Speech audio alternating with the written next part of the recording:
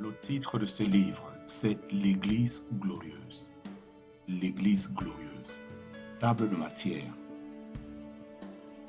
Table de matière. Avis au lecteur.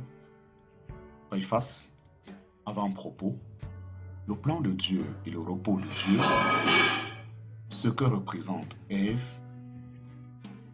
Le corps de Christ et l'épouse de Christ. Le plan de Dieu et le repos de Dieu. Chapitre 1. Chapitre 2, ce que représente Ève. Chapitre 3, le corps de Christ et l'épouse de Christ. Chapitre 4, et elle enfanta un fils. Chapitre 5, la ville sainte, la nouvelle Jérusalem. Annexe, les vainqueurs et les actions dispensationnelles de Dieu. Avis au lecteur. Avis au lecteur. Nous sommes heureux de pouvoir présenter aux lecteurs francophones la traduction de cet ouvrage qui a pour titre en anglais The Glorious Church. Notre préoccupation première a été de rester le plus fidèle possible à la pensée de l'auteur, parfois au détriment de l'élégance du style. Nous faisons donc appel à l'indulgence des lecteurs et nous souhaitons qu'ils concentrent toute leur attention sur la réalité spirituelle transmise par ces messages plutôt que sur la forme.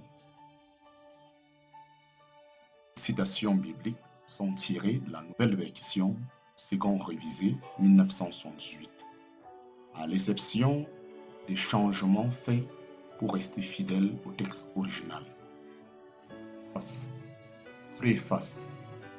Le contenu de cette édition de l'Église glorieuse diffère sous certains aspects de la première édition américaine, publiée en 1968.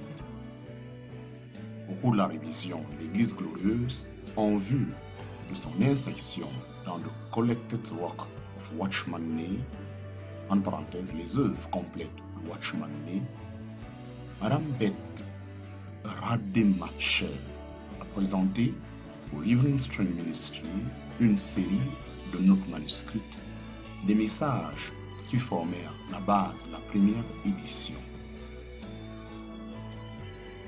L'annexe Les vainqueurs et les déplacements dispensationnels de Dieu est basée sur ces notes et constitue une portion importante et inédite d'un message présenté par Watchman Nee lors de cette conférence.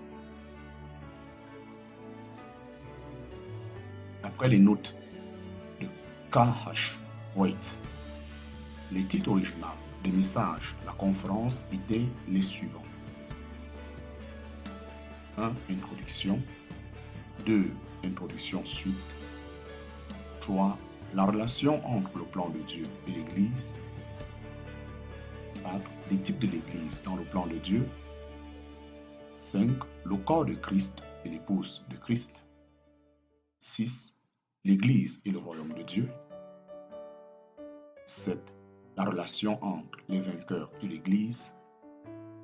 8. La relation entre les vainqueurs et le royaume. 9. Les vainqueurs et les actions dispensationnelles de Dieu. 11. Les qualifications et l'attitude fondamentale des vainqueurs. C'était 10, maintenant 11. L'épouse de l'agneau. 11. L'épouse de l'agneau. 12. L'introduction du royaume et l'éternité. 13.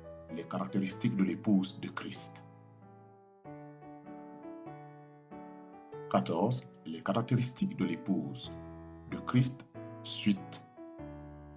L'avant-propos qui suit fut écrit à l'origine comme préface de la première édition de l'Église glorieuse.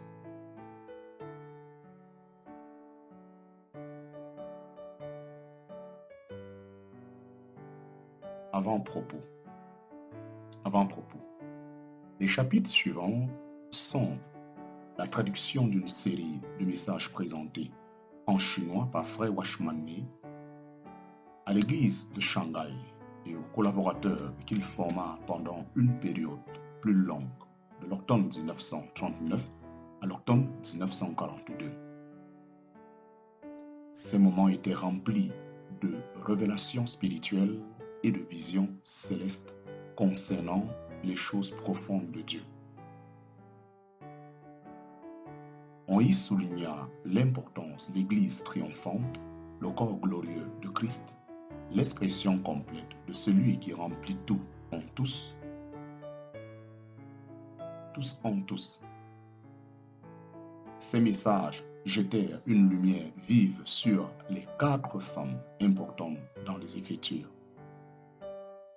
Ève dans Genèse chapitre 2, l'épouse dans Éphésiens chapitre 5, la femme dans Apocalypse chapitre 12 et l'épouse dans Apocalypse chapitre 21 et chapitre 22.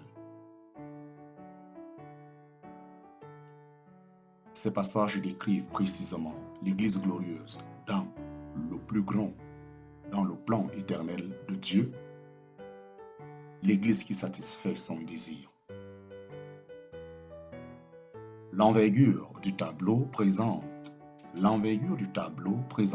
est si simple qu'elle s'étend de l'éternité passée à l'éternité future.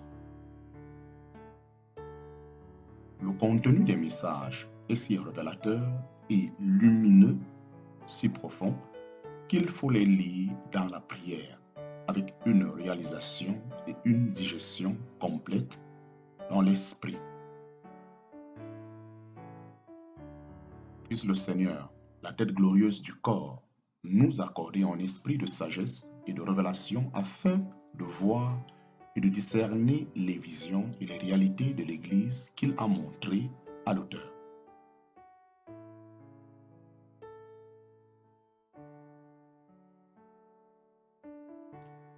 Notre prière accompagne ce livre avec la certitude que Dieu, le Père notre Seigneur Jésus-Christ, qui peut aller au-delà de tout ce que nous demandons ou pensons, accomplira ce qui est révélé dans ces messages selon le pouvoir qui opère en nous. À lui soit la gloire dans l'Église et en Christ Jésus pendant toutes les générations, pour toujours et à jamais. Amen. Watchman né, Los Angeles, Californie, le 8 juin 1968.